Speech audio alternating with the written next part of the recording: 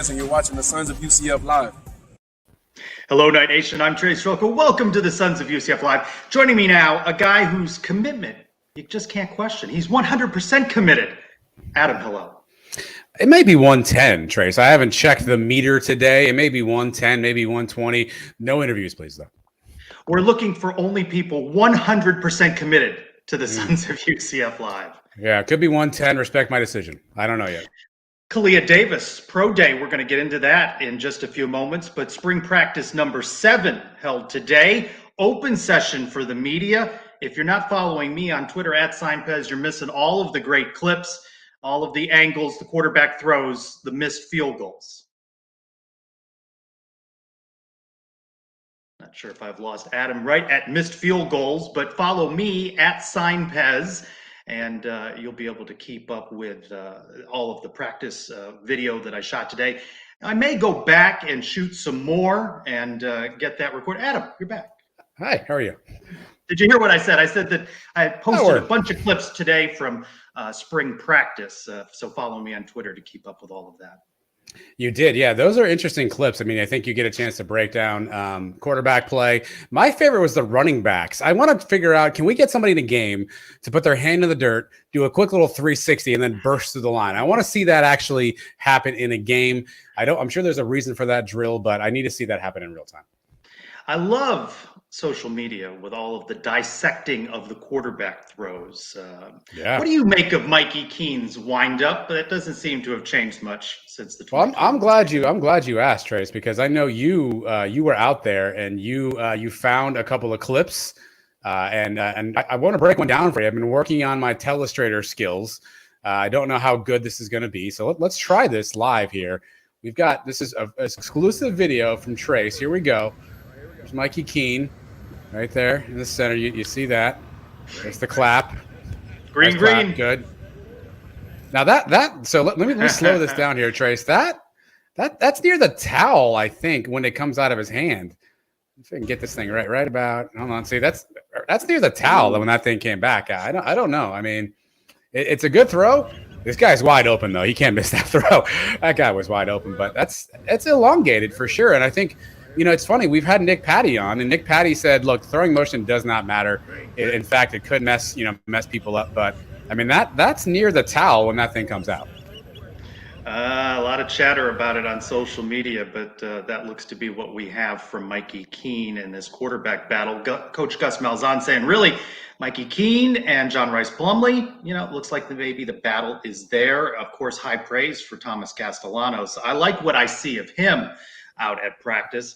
Whether a true freshman wins this job, of course, is a question that we won't have an answer coming out of spring. Another spring practice on Saturday next week, all leading up to the spring game. We've had opportunity to talk with players throughout the week, and I know you liked and you commented on one bite that I posted from offensive lineman Lokahi Paule. When I was asking him, what are your takeaways from spring? He says the team is really playing well, and he likes what he sees from them. And I said, why exactly? Man, I think with the whole transfer portal thing, you got guys who really want to be here. You got guys who want to stay. The guys who want to be here stayed, and the guys who didn't want to be here left. And that's just how it is. And the guys who came in transferred here for a reason. So really this year is different than others because of the transfer portal. And I'm happy about it because everybody on this team right now, they want to be here and they want to win and they want to do something good for us. So. Loved that soundbite. First off, kudos to you on that name pronunciation. That was fantastic. Second of all, look, I love that clip because it allows me and you and Mike and everybody else to do reckless speculation, right? Who was he talking about? Who was he referencing there, right? But I do think the reality is, as much as we try to downplay it, as much as, we've had players on, we just had Marcus Tatum on 2 weeks ago, and we asked him about, transfer portal, NIL, and he basically said, no big deal. We don't talk about it. Guys are doing what guys are doing. None of my business. But I do think there is an element of that from a culture standpoint in the locker room. And kind of what you're hearing there, in my opinion, is you're hearing him say, these are guys that I know personally are all bought in. It's not to say he's calling out somebody specifically, but I think he's saying, I like the energy of this group. I like the cohesiveness of this group. You can interpret that any way you want. I know we're all thinking of one person when he says that, and maybe that is so, but I do think it's interesting that a fact that it does permeate down. Look, we all knew, I mean, elephant in the room, Woody Barrett just wasn't going to fit on the team last year. Now, Woody Barrett's at Pro Day. I know he is. I saw that. I had to Google him to figure out who he was. That's going to be an awkward conversation when you have him on the Suns to talk about it. Are we? Is he coming up soon? I got to check. By the way, we're 6 minutes into this show. We're remiss in not saying that Mike not joining us. He remains on vacation. That's terrible. We went 6 minutes without acknowledging. Never heard of him not being here. But he's also in the transfer portal. Dudes on the mall, collision course. Coach Malzahn talked about the familiarity now that the players that were here last spring had, and you heard it from Anthony Montalvo today, just saying more comfortability with what, they're familiar with Coach Malzahn and the rest of the coaching staff and the plays, and he's working on technique. So big differences spring to spring, and that buy-in, leaders stepping up, they all have talked about that so far through this spring. Question that I asked on my Twitter this week was, which football position group on offense do you have the most confidence going into the season? Kind of a runaway here on running backs, and then everything else kind of middling. Some concern obviously about quarterbacks, tight ends, wide receivers. We talked to Flash today, the wide receiver we hadn't had an opportunity to talk with at the same time, but and sometime. I thought what was interesting from Coach Malzahn earlier in the week is he talked about and alluded to that they're not giving Isaiah Bowser in particular quite the same workload this spring. So let's hear from him on how they're using Isaiah this spring. Well, he chose to come back. He won't get tackled this spring, and we're going to be very smart with him. Now, he's doing a whole lot of the bump tempo stuff, and he's improved. You can tell, and it's all about him staying healthy, like we talked about. But he's had a great spring. What do you make of that? I want to know what bump tempo means is really what I make of that. No, look, I think here's what I take of that. I think when Bowser came and said to Gus, I'm thinking about coming back, but here's kind of what my goals are. I need to be healthy. I need to get more film on tape. I need to prove to scouts I can play. I feel like this was a business decision where him and Gus sat down and said, let's come up with a plan. Let's come up with a pitch count for you to keep you here, keep you on the team, but get you what you want to get. So I feel like this is a mature business decision, a pitch count situation between Gus and Isaiah. And frankly, it's probably what Bowser needs. He needs to lessen the amount of hits on his body. He's a big running back. Running back shelf life in the NFL is not long. So I think this is a really smart business decision. But I think it shows that Gus, for all the kids out there in the portal, all the kids in high school, is proving to be a player's coach. He will look at you in your best interest. Now, maybe if you're a fan, you can't Gus go, hey, can we lay up on the hits? Maybe that's not going to work out. But I think it shows from the transfer portal standpoint that Gus is somebody who's willing to work with you and have your best interest at heart. Well, I asked a question of offensive coordinator Chip Lindsey today during his media availability about Bowser not getting quite that same workload. What opportunities does it present to the other running backs? And he praised, Johnny Richardson in particular, and he just mentioned how the other running backs have stepped up. So this is an opportunity for some others to shine. That's not taking anything away from Isaiah, but if he's not going to get hit and others have an opportunity to show what they can do.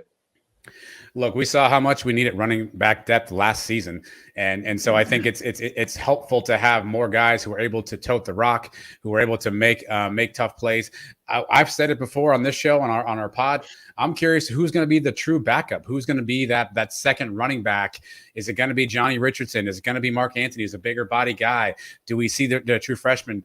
Is it who's going to emerge at second back? I think that allows this kind of conversation to take place, because I think these guys are going to get reps, and I think it's only going to help because from a depth standpoint, we saw how bad we needed it last year. And I know you have been one that has been critical of Coach Malzahn and how he utilizes players at times. That Joey Gatewood play, and you have said, don't outsmart yourself. It's interesting to hear him pivot just a little bit. I mean, this is an experienced head coach, experienced staff, but they're looking out for an Isaiah Bowser because they know they're going to need him. How they distribute reps is going to be interesting. You mentioned Woody Barrett, Pro Day Friday at UCF. I know I didn't expect a Woody Barrett reference until we were joined by our first guest of the evening. You know him from ESPN and his coverage of college football. He's going to be part of UCF's Pro Day coverage on ESPN+. He is Rini Angolia, and he joins us now. Rini, you're going to be covering Pro Day. What's the storyline that stands out most to you? Is it Mckenzie Milton? Yeah, I mean, I think it has to be, obviously, especially on a national scale. Obviously, he just worked out the FSU Pro Day, gets to go at it again with the UCF Pro Day. So I'm looking forward to seeing Mckenzie Milton. And listen, we all know what he's been through. The comeback story is phenomenal. Wouldn't it kind of be like icing on the cake, right? If he can get into a camp, if someone can sign him and make a roster, that would be phenomenal. So yeah, I'm very interested to see how Mckenzie Milton works out tomorrow. He's already been a great story. Do you expect to see him drafted? I don't. I think he would probably most likely going to be a free agent. I think someone will give him a chance, depending on, again, he's going to have to pass all the physicals. And again, when you get signed as a free agent, and I tell people this all the time, really, there is a kind of a pride factor to getting drafted. I did not get drafted, but I will tell you, if you're going to be a 6th or 7th round pick, a lot of guys would rather be an undrafted free agent because it kind of leaves you open to the field. You can kind of get there with your agent and see where you might have a chance to make the roster, because at the end of the day, you want to make the 53-man or the practice squad. So being an undrafted free agent isn't that bad, right? And the good thing with someone like Mckenzie Milton, they're not investing a lot of money in you. You'll still get somewhat of a small bonus, but I think he's much more likely to get signed as an undrafted free agent. And then once you get in there, all you can ask for is that the team gives you a chance. I know a lot of times with pro organizations, you get to camp and you don't get the reps. You don't get a chance to show them what you can do. And that's unfortunate. When I was with the Buffalo Bills, Marv Levy, I loved being there as a young player because everybody played. He didn't cut prematurely. He waited to the NFL deadlines to cut. So you got a chance. So as a player, that's what you hope, to get to a team as an undrafted free agent, and they're going to play and you're going to get reps in the preseason. Another big name that's going to go off tomorrow is Big Cat Bryant. We saw him in a bit of a hybrid position all season, right? He was kind of like I think we called him the buck is what he was termed. He was on the line, but didn't really have his hand in the dirt very much. Where do you think he projects at the next level? Is he linebacker? Is he D line? Where do you see him? Yeah, you read my mind. So that's the fascinating thing. So I'm kind of interested to see what the scouts, what they're chirping about tomorrow, because I'm with you. He's got a great body. He's a little slender, right? So, in the NFL, are they gonna put a hand down on 3rd down and let him rush? I think he's gonna have to stand up, right? He's gonna be a good edge rusher, but he's gonna have to stand up. He's gonna have to play some sort of hybrid outside linebacker, in my opinion. So take it for what it's worth. But I am really interested to see how Big Cat Bryant tests out tomorrow. And another fascinating thing, I was going through it today, Majai Sanders, the outstanding defensive end for Cincinnati, who's very similar to Big Cat in their body structures, an edge rusher. You will be able to take Big Cat's numbers from tomorrow's pro day and put them against Majai Sanders and what he did at the combine. So I think that's kind of fascinating, and something that if you're into this stuff, you can kind of compare apples to apples right there. Another fan favorite, Khalid Davis, will be there. He obviously won't participate. He's injured. But what's the value of him still being there and talking to scouts? What else do you think he could do, even though he can't participate tomorrow? Yeah, I mean, just personality, right? I think that goes a long way. Talking to the scouts, small talk, just showing that you're invested, and just taking a look at you. They're gonna ask how his rehab's going, and just kind of look at his body motion and just all that kind of stuff. So obviously you'll get something out of it. It was horrible that he went down with that knee injury. Obviously, it was a huge loss for UCF, but hopefully another one. He'll pass all his physicals. And I think Kalia was probably a player that I think had an opportunity to get drafted. He'll probably fall back to that undrafted free agent category we just talked about because of the knee injury and the fact that he hasn't been able to work out. But again, just being there, talking to the scouts, and just being a part of the process, I think is a good thing. You got a couple of guys as well in Cole Schneider, Marcus Tatum, looking to have an impact on pro day. Where do you see them fitting in an NFL team? We'll go with Marcus Tatum first. I mean, great size, right? A real big body, got that NFL body. So it'll be interesting to see how he works out tomorrow as well. And again, I love the fact that, when you don't get invited to the combine, and I was a guy that didn't get invited to a combine, and you rely on pro days, you kind of get that chip on your shoulder. So again, I will be interested to see how those guys test out compared to some of the people that got invited to the combine. And there was not a good amount, but there was a few American Athletic Conference offensive linemen that were at the combine. So it'll be interesting to compare those numbers. But again, Tatum, a big bodied, so definitely has the size to play in the NFL. We'll see how he tests out. And then Cole Schneider, I really love Cole Schneider because essentially a 4-year starter, a ton of experience with UCF, is a guard, can play center too. And that's the other thing too. You get tested as an offensive lineman, but if you can be versatile, right? If you can play guard, right or left, if you can play center, if you can play tackle, slide down to guard, the more you can do, the better your chances are of making an NFL roster. So, but I'm interested to see both those guys test out tomorrow. What about wide receiver Brandon Johnson? He broke out last season, holding quite a few touchdowns. Yeah, and so the wide receiver, I think, is that position where you can stand out, right? Again, test well, and that's the one position I think as well that you kind of have to test well, right? If you have a bad 40, they're probably going to hold it against you, right? Especially in the NFL because you see these burners out there. So you gotta have the measurables. And then I think for someone like Brandon Johnson, when they get to the individual workouts, he's got to have great hands, right? He's got to run those good routes. He's got to catch all the balls. If unfortunately, and it happens to people, if you have an off day, right, where you drop some passes, someone like a Brandon Johnson that's down probably on draft boards that needs to try to come up, you just have to have an outstanding day. But tomorrow's the day to do it. I think I was reading, there was 10 or 11 teams at FSU's pro day a few days ago. So I would imagine very similar tomorrow here at UCF with the amount of scouts. Looking at the roster of guys, I was interested to see Greg Mcrae and Nate Evans are both there. Now, these are older players who've already graduated. Nate Evans actually already played. He was on some practice squads in the NFL. Are those guys going to be evaluated differently, being that they're a tad older and even had some experience in the league? That's interesting because you're right with Nate Evans. He's been in some camps. But because he's such a young player and he's not established and he hasn't caught on anywhere, I think they'll kind of get evaluated kind of with everyone else, but because he's been out, they'll look at him a little different. Greg Mcrae is the fascinating one to me. I was just talking to someone today. Obviously he didn't play last year. We know UCF could have used him tremendously. With him and Isaiah Bowser back there, boy, that would have been a phenomenal 1-2 punch, right? But he doesn't play last year. He had a chance if he would have played. His numbers would have been way up there, right, in the history of UCF running backs. We know he had rushed for 1,100 yards in the 2018 season. 2019 season was good. 2020.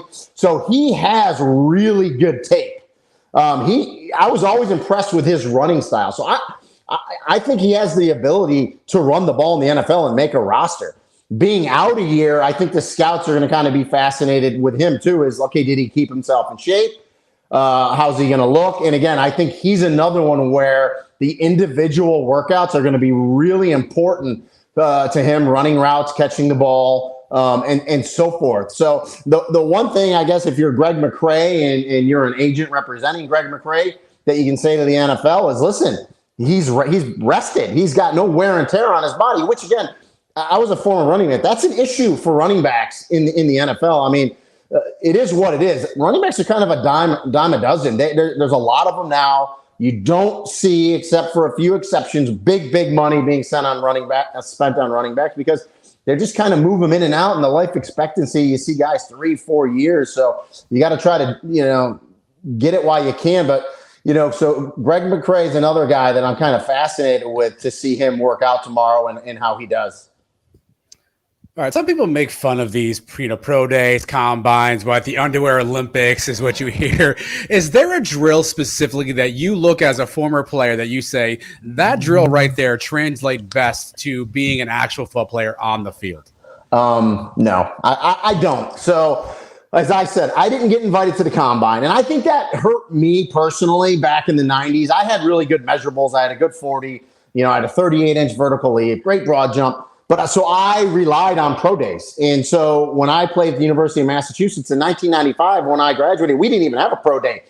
We had some teams come there just to look at me, but when it's just one individual, you're not going to get the amount of scouts. I went to Boston College's pro day and basically went to every pro day I could. But I do think the drills undeniably will show the scouts if they're athletic, right? If you have this great vertical leap, that translates to your speed. And obviously your 40 is your 40, you're going to see it. And then, the pro agility drill they're going to do tomorrow, which is also called the 20-yard shuttle, 5-10-5 shuttle back.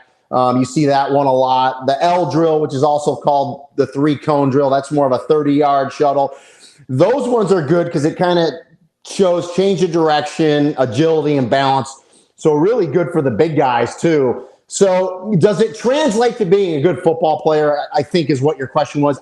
I don't believe it does, but it does translate to if you're a good athlete or not.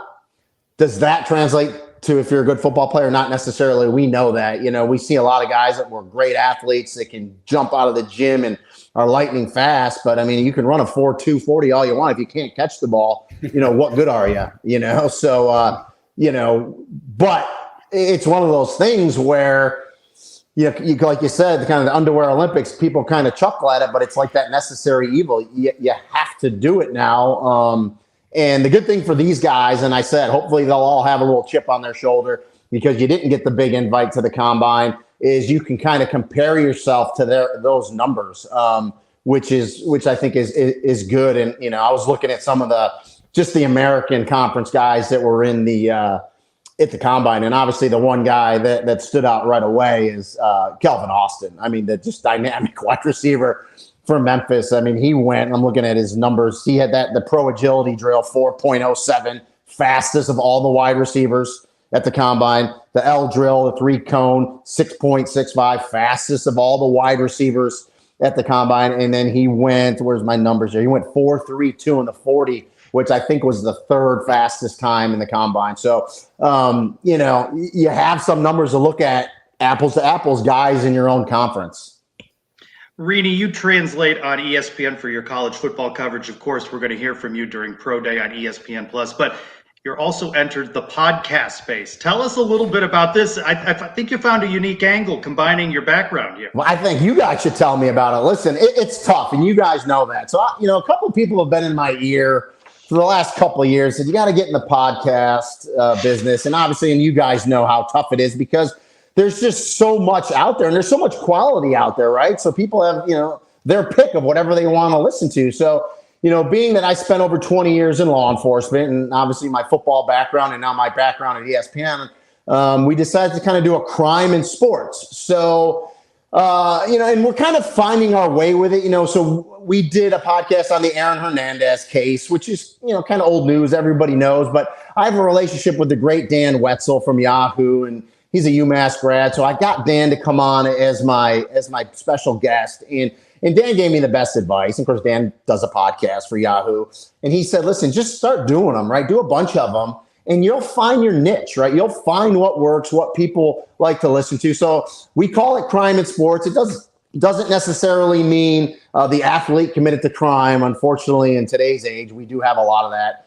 There's going to be some where the athletes are victims. And there'll be some kind of like last week we did, because I thought it was an important topic really across the nation, is this fentanyl issue, right? The overdosing on fentanyl. And we saw the case in spring break where the 5 West Point cadets overdosed. Luckily, none of them died. One of them was a football player, so there was a little tie in there. So we did that story. A couple weeks ago, we did the Henry Ruggs DUI where he rear-ended a lady in Las Vegas and killed her. Again, a topic involving an athlete, but really transcends sports, something that affects us all. So that's what I'm trying to do, find stuff that's kind of current, that if someone listens to, they'll get something from it, learn something from it, and hopefully maybe help them make a better decision down the road. So that's kind of where we're gearing right now. And, I'm trying to bring on some special guests because I think it's always helpful if you have someone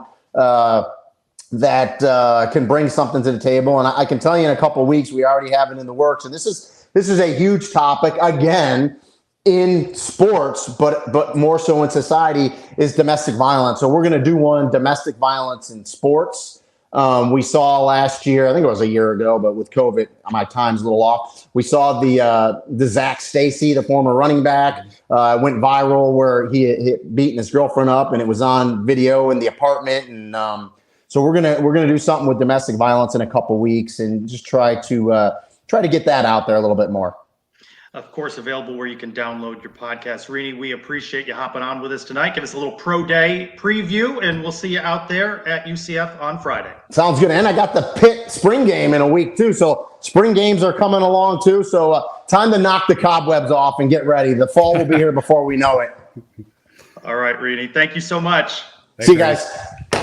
Good insight from Rini, and he's got a unique angle on that podcast. I don't think there are enough podcasts, though, right? There's not enough. Are there? He's is that not catching on? I don't know. Is that a thing? I don't know. Yeah. Something we're also learning more about is NIL. You hear it a lot about it, but how much do you know about it? And UCF made some news this week. Fortunate to have a UCF alum joining us, Chase Garrett. He's founder, CEO of Icon Source. Chase, thanks for stopping by the Sons of UCF Live. Yeah, absolutely. Excited. Honored to be on. I want to read from the press release that UCF sent out this week talking about Icon Source and Icon Suite in particular, going to power a UCF branded local exchange that will be available to all UCF student athletes. The innovative tool simplifies connecting interested brands with student athletes for NIL deals. Help us understand this more. Yeah, so I'll give you guys a little background. So I've been involved in athlete marketing essentially my whole career. Actually, I went to UCF. I raced motocross professionally when I was there. So action sports, kind of a whole different background than your classic collegiate sport. Went on to have a sports agency, and then eventually made my way to work at Red Bull, where I ran their athlete marketing program for 6.5 years.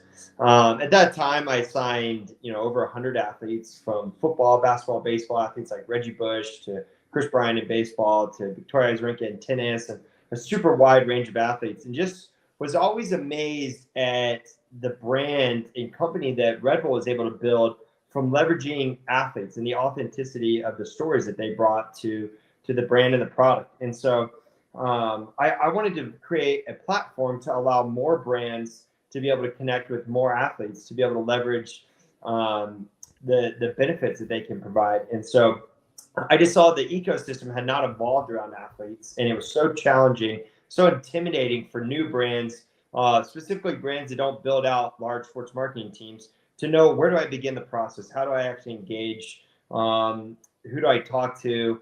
What kind of contract do I put together? So I started Icon Source in 2018, focusing on pro athletes.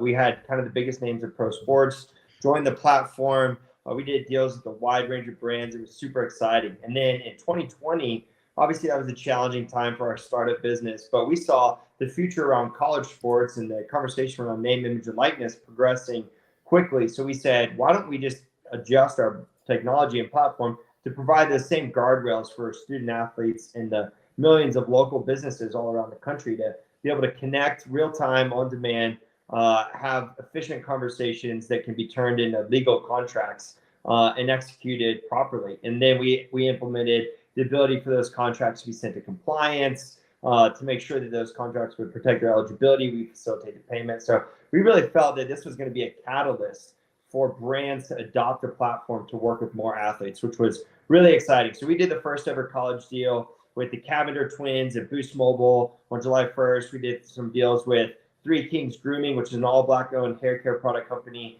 and Antoine Owens from Jackson State, which is an HBCU school. So we saw a lot of really exciting deals come together through the opening of the college name, image, likeness. So, but the biggest challenge was how fragmented the market was. Brands didn't know necessarily where to go. There's different rules in different states. Universities' hands are tied from really being able to help walk these opportunities to their athletes. So we just saw the adoption on a wide scale was still kind of being held up. And so we said, what's the biggest challenge here? And it's a single solution that protects the athlete, that the brands can have confidence in and can move quickly.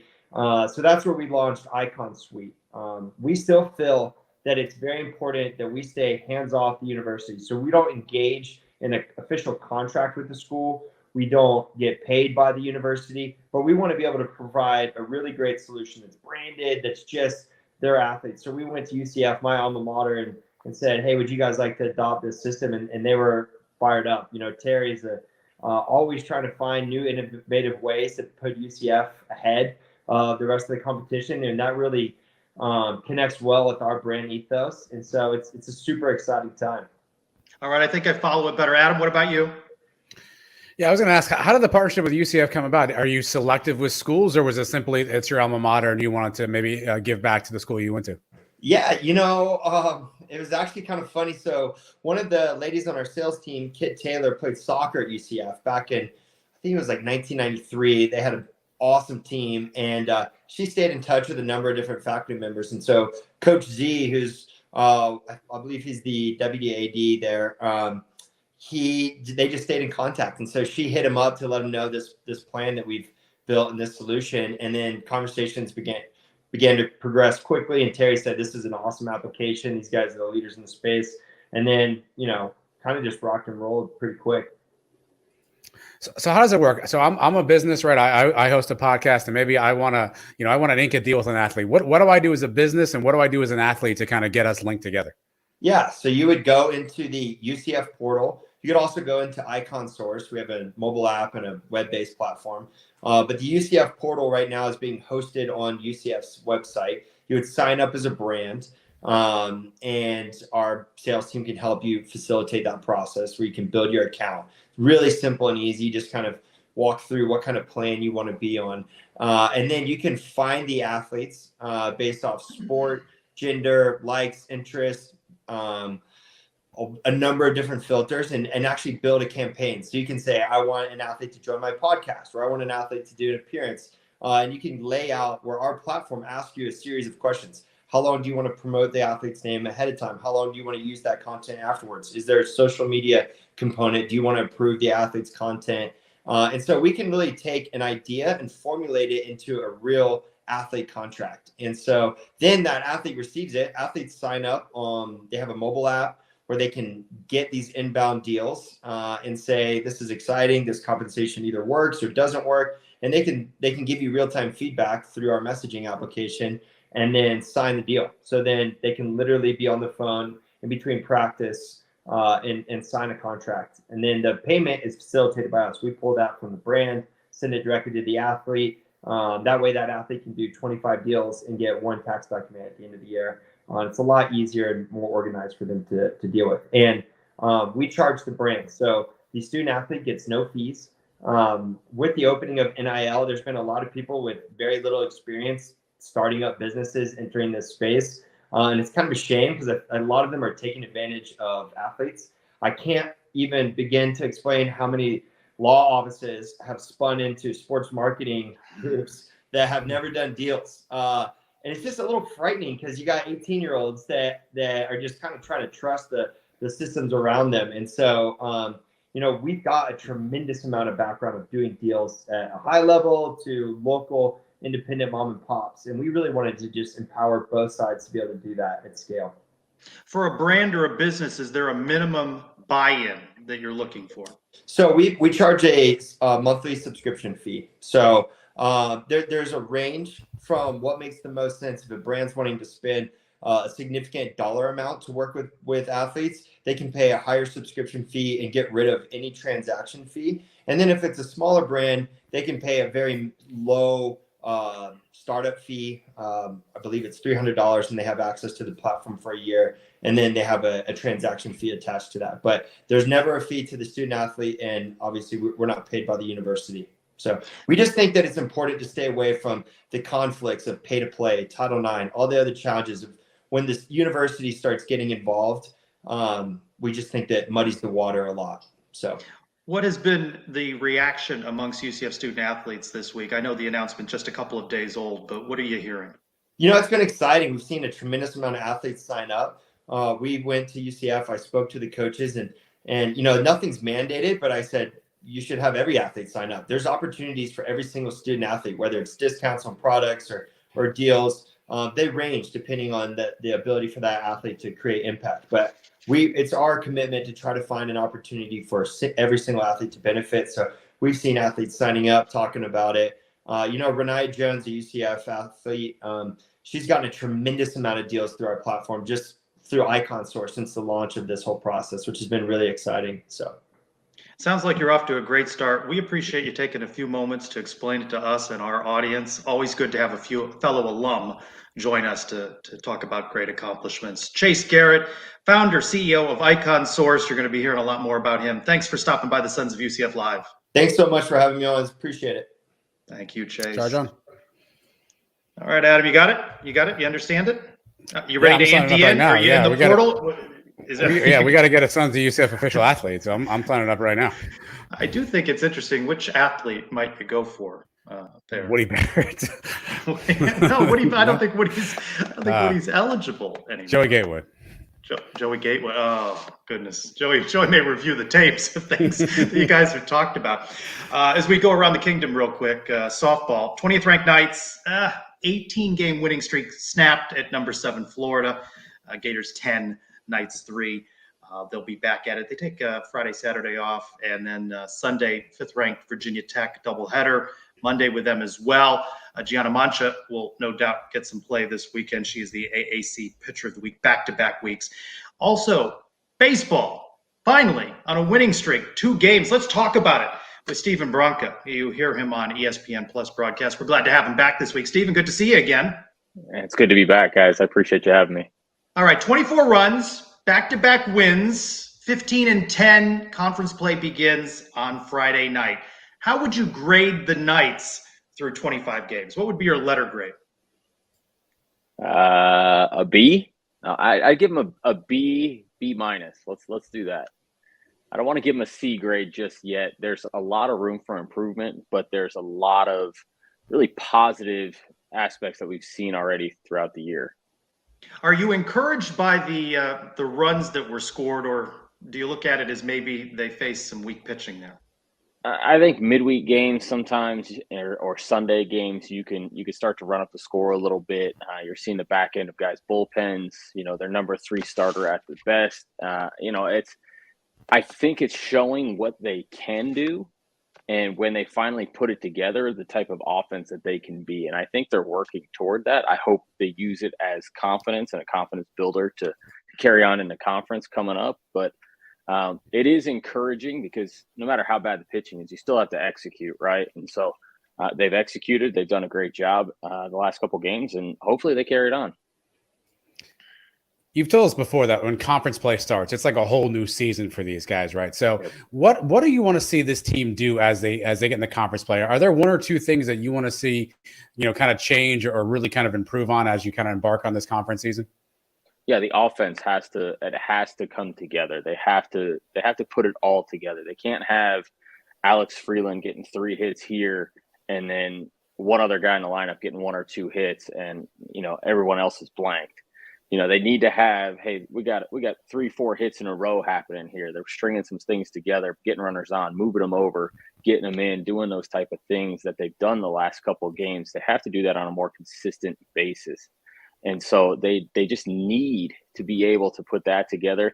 And what we really need to see as well as that is the bullpen. The back end of the bullpen needs to be shored up. You need to have a guy like Chase Santala and a guy like Kyle Kramer, those 2 guys as your go-to guys out of the bullpen, and they got to be on no matter what. You think back to the year 2020 whenever we got canceled and you had Jeff Hakinson in the back end of that bullpen, and the guy's pumping 95, 97, and he's getting everybody out. It didn't matter who he was facing. And, they need somebody who can do that. They need to be able to shut it down at the end of the game or in those spots in the middle of the game where, you could sense the game is on the line in those points. Like, all right, we got to get out of this. We got to shut it down right here. This is the game. And they haven't done that consistently yet either. So they got to string it together offensively and figure it out on the back end and be able to shut teams down when they need to. We're opening conference play with our rivals, the Cows. They lead the American Conference right now in wins. They have 18 wins. So, I mean, right now, in theory, they're the top team in the conference. I hope I don't get struck down for saying that. Do you like starting against a rival like this, or would you rather maybe they get their feet with a few other teams before they kind of branch into the rivalry game? How do you feel about starting off with your rival team right out of the gate? You might as well, right? It doesn't, like I said, you said it. I mean, it's a new season. And it doesn't matter if you're at the top of the conference, bottom of the conference. Everybody's going to compete when it comes conference time because that's your chance to get going in the postseason. And so it doesn't really matter. And I think with this UCF team, they want, and if they don't, they're going to get spanked.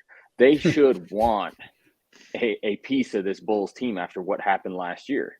I mean, for them to lose in a conference championship game by one run, I was in the dugout for that. And to witness that and be a part of that, like I was almost in tears, heartbreaking.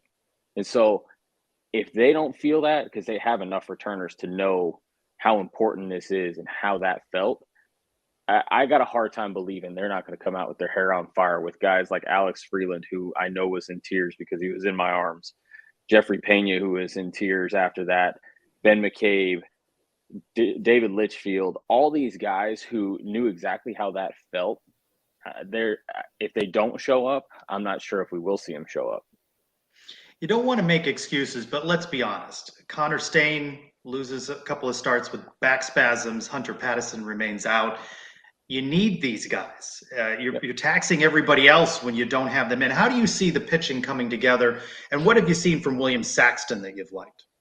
Will Saxton's turned into a totally different human being. You know, you didn't know what you were going to get at first. At the beginning of the year, the first few starts, first few outings, I mean, he's walking more guys than innings pitched. He's walking more guys than he's striking out. And he was a guy that they were expecting to actually come in and be either that shutdown midweek starter to just blow away everybody they play midweek, or the guy on the back end who would be their closer. And so for him to start the way he started was brutal. But now he's come on and he's been very, very good. He's been one of the most consistent guys that they've had. And hopefully if he could stay that way, it'd be great. But yes, you need Connor Stain healthy. And I think, you know, based off of what we've seen, I think he's, from what we're hearing, it sounds like he's going to be back and back soon, whether it's this weekend or not in a full force or a couple innings here and there, whatever it is. It sounds like he's going to be back soon. And Pattison, it sounds like maybe not this week, but maybe next week, depending on how he's feeling. But you got to have Litchfield step up. You got to have guys like Will Saxton step up. You're going to need some of the young kids to step up as well. You know, they've used a lot of freshmen out of the bullpen, and some of those guys, they need to step up. And if they're called on to throw 2-3 innings out of the pen, like, hey, it's time to go. And so they're going to need those young guys to get going as well because there's so many of them. But the veterans are going to have to lead those guys. And David Litchfield, he's going to have to lead the way and be that guy that they thought he could be. And they know that he can be. So Ben McCabe, 3 for 4 RBI in the 13-1 win over FAU. Seems that he responded to sitting for a couple of games. Yeah, he I don't know what his deal was. He looked like he'd never seen a baseball before when he was hitting before last game. I mean, he was really, really bad, and he'd be the first one to tell you that. And so for him to get going a little bit, all it takes is a hit. All it takes is one. You know, we talked about Nick Romano, you know, hopefully at some point he's healed up and back next year, but the way he started off last year was he struggled a little bit and then he struggled the rest of the way because he couldn't build that confidence. Well, hopefully this past game for McCabe has been, all right, here's some confidence. Here's a couple hits here, 3 hits. Let's go and carry it on into conference. And hopefully that's the start he needs to get rolling and be the guy in the middle of the lineup that they need. Because right now you're getting Alex Freeland on base, hitting doubles, homers, and doing whatever he's doing. And then you got, you know, Pena's been great. But then outside of that, it's been hit or miss with everybody else, it seems like. You know, Noah Orlando has started to come on a little bit. But outside of that, I mean, you want to get more out of him, and Ben McCabe, and Tom Jostin, both 2 veterans who put up decent numbers in the past and should be cornerstones in this lineup. Let's wrap up with this. I know it's the opening weekend of American play, but this is a series. Whoever wins this series is a big push to their start in conference play. Yeah, this is a huge start. And not just rivals, but like you said, 2 of the top teams win-wise in the conference. This is every game matters when it comes down to this. And starting off right is a huge first step. And this is going to hopefully carry the momentum if they win throughout conference play and into postseason. This team needs that. I think I think they have the right mindset. I know they're going to be ready. I know how they prepare for conference, and it's a whole new beast. And you play it different. You play it like it's the 7th game of the World Series every game that you're playing, because each one of them matters so much. I mean, you have to win basically every series that you're going up against. So, this is very important.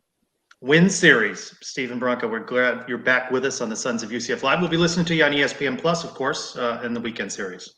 Thanks, guys. Thank you, Steve. All right, big series. What do you think? Do you like opening with conference play or not? I do. I mean, I think it adds a little extra juice, right? It adds a little extra oomph to the conference play season.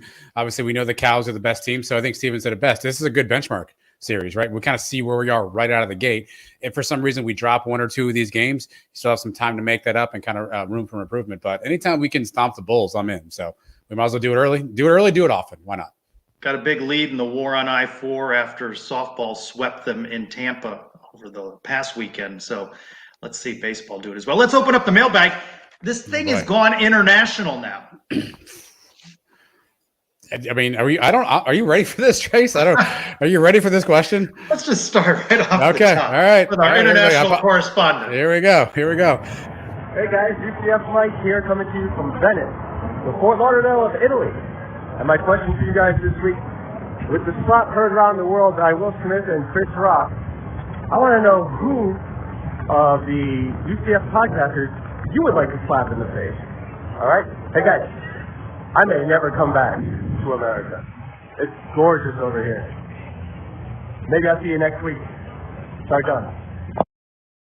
Did he have water in his hand there? Because in every other picture I've seen on his social media, it looked like beer. Yeah, I don't know. Grainy video. I'm not sure what the internet situation is over there, wherever he was at during that. Looked gorgeous. So the question was, if you couldn't hear him amongst all the slurring, was who amongst the UCF podcasters would you want to Will Smith style slap in the face? My answer actually might be UCF Mike, depending upon how many of those beers he's had. Because this is a soft answer on your part. A quick hit, he may fall to the ground. If Mike's not accountable, I'm going to go with Stat Boy Drew from Black and Gold Banner Red. I feel like he'd take it the best. I feel like he's got a good sense of humor about him. I feel like he would just brush it off. He would maybe laugh it up a little bit. So if I can't hit Mike, because I imagine just one shot with some of the leaders he's drinking, he falls right over. I'm gonna go Stat Boy Drew. I like that answer. For me, you didn't answer. Okay, yeah, I need your answer. I've already slapped back a UCF podcaster. That's how I ended up here. Go to the next one. Yeah, no, I don't even know which one to go. I'm disjointed. Here we go. Hello, Night Nation. Brian Peterson coming to you from sunny South Florida. Everybody's favorite 2 letters, 2 words challenged me to send in my question via a walk and talk. So here it is. What caused more drama in the past week? The Oscars slap heard round the world, or Timo's involvement in the goodbye to Coach Abe following her departure from UCF? Also, I don't have a super cool Sons of UCF polo, so I'm wearing my Citronauts polo for @JP Gilbert. Go Knights and charge on. Quality of the video pretty good there. By the way, out at UCF today, no smoke billowing from the arena, no announcement of a women's basketball coach. Of course, Coach Abe earlier this week formally announced at Georgia, and Brittany Smith, AAC 6th Player of the Year, entering the portal. No coach yet announced. I was clear in my thoughts on my Twitter @SignPez, and I've worked in PR. Didn't care for Timo's statement, and just the whole reaction to this has been a little bit shaky.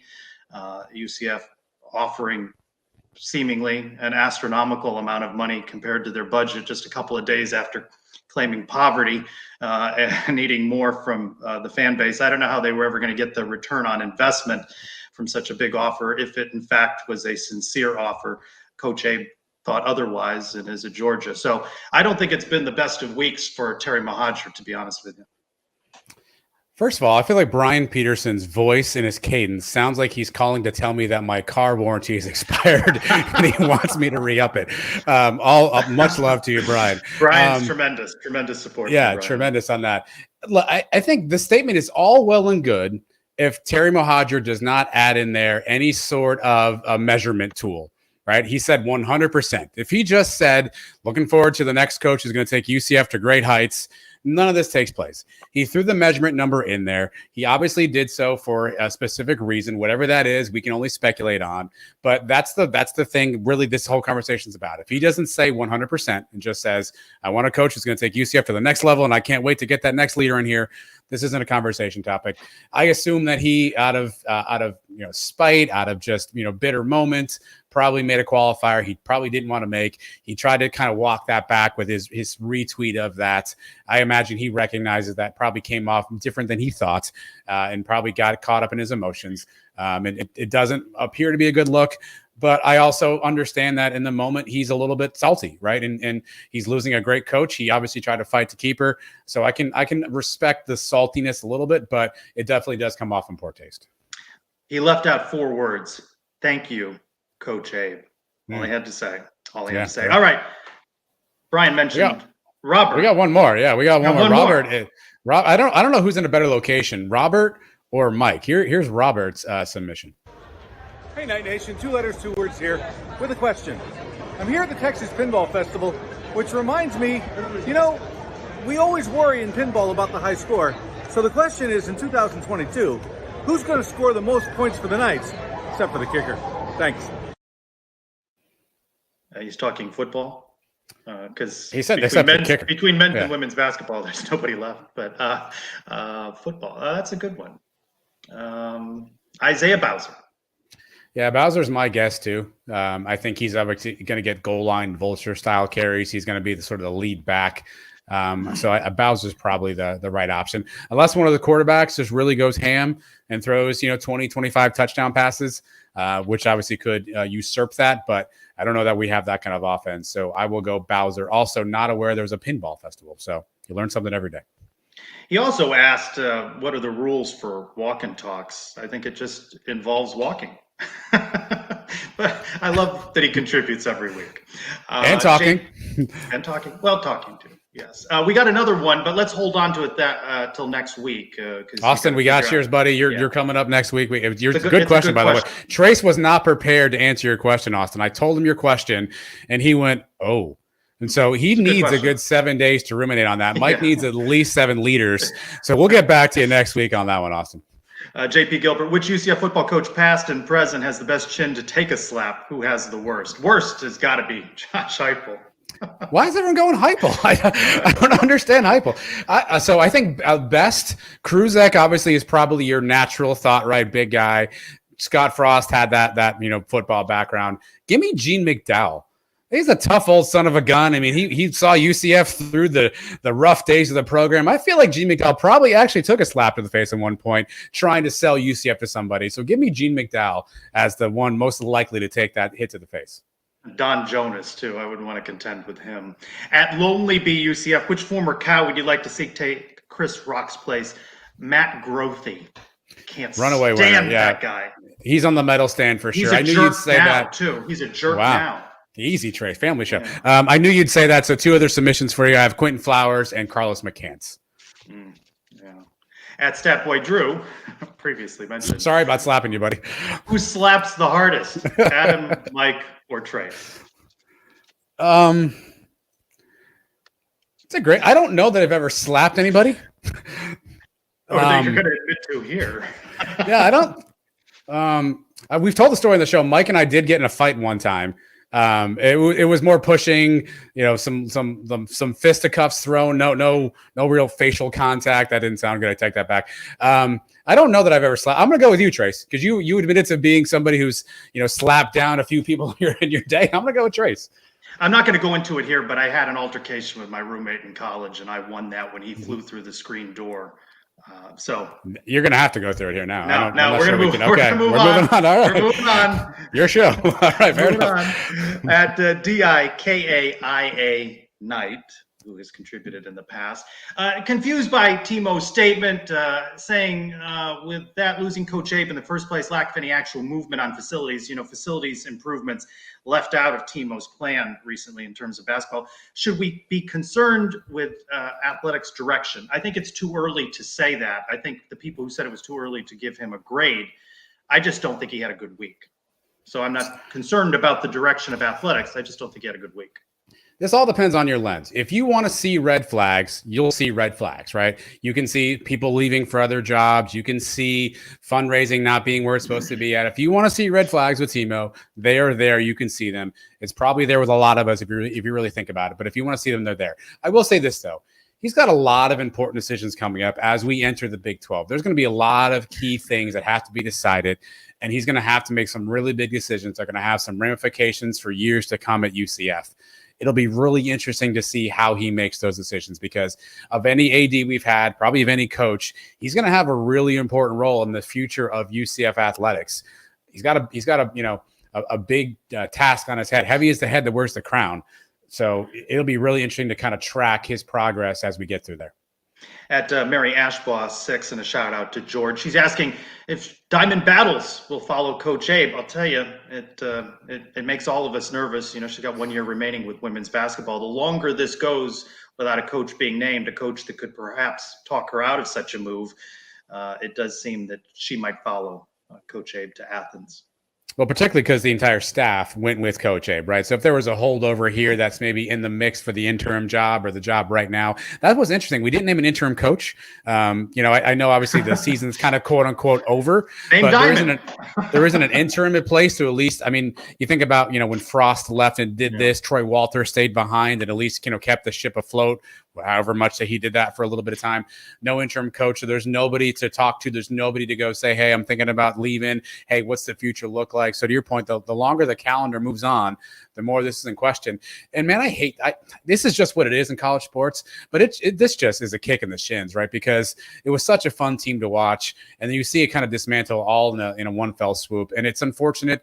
Everyone's got a chance to move on. I get it. But this is really the kind of the downside of college athletics at times is we all just rallied around this team a week ago. And now we're all, wondering how we're going to keep it together. It's part of the game now, but it just sucks. But the longer we don't have a coach and there's not even an interim, who does Diamond Battles go and voice frustration or ask questions to?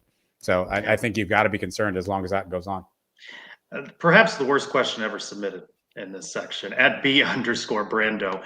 Which would you rather? UCF beats the Cows in football but loses in every other sport and game to the Cows, or football loses but we win every other game? That's just terrible. It's a terrible question. I don't like that question.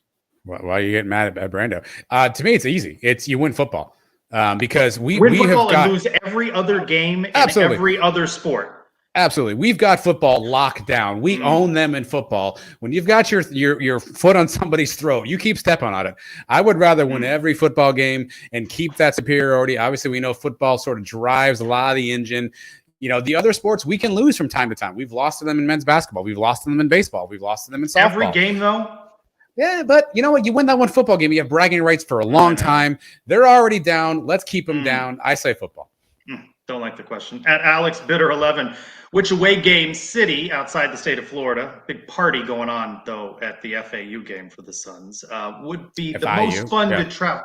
FAU? FAU. You're right. FAU. Which away game would be the most fun to travel to? It got to be Tulane, right? New Orleans, just for the city. Depends on your definition of fun. Greenville, North Carolina. Or South Carolina. It depends on your definition of fun. I guess Tulane would be it, right? Because you can get into some stuff. But if you plan the trip appropriately and you're going to stop someplace first, right? Maybe. But I think Jan's got it on the head there. It's Tulane. And we'll end with at J.A. Hadaway. Jim, hello. What's most likely, Mikey Keene, NFL quarterback, or successful male model? He takes a good photo. So I would suggest he might be on the runway somewhere.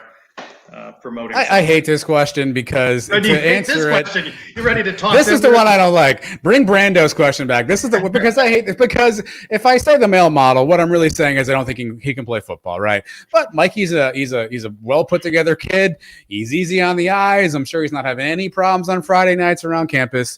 So I think there's probably a path forward there. My hope is that we can shorten that throwing motion. He can throw 25 touchdowns this year, beat the Cows again, and I don't care what he does with his life after that. Speaking of easy on the eyes, UCF Mike expected to be back in this space next week. Is he back for the pod? You took a week off without him. Will he be back with you this week? Yeah, great question. Yep. Yeah.